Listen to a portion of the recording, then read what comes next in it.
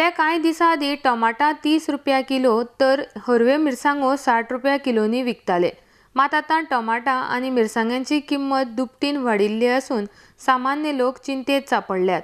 गोंयच्या बाजारांनी टमाटाचे दर 50 रुपया तर मिरसांग्याचे दर 100 रुपया इतले जाल्यात। 120 रुपया किलो विकपी लसुणीचे दर वाढून 140 रुपया किलो जाल्या। कोथमीर 10 रुपया वेल्यान 20 रुपया जाल्या। बीट 30 रुपया वेल्यान 40 रुपया किलो जाल्यात।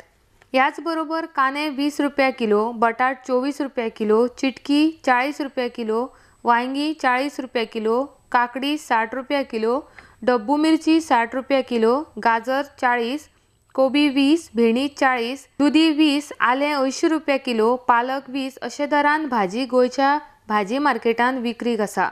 राज्यांत वाडिल्ले गरमे प्रमाण भाज्याचे वाडिल्ले दर पळोवन लोक नाराजगी उक्तायतात। टमाट हे दर दिसा जेवणा खातीर वापरपाची संवय जाल्ली असून 50 रुपयांनी टमाटां किलो विकत घेवप सामान्य जनतेक परवडपाचें ना अशी खंत लोक उक्तायतात। RDX Goa bureau report.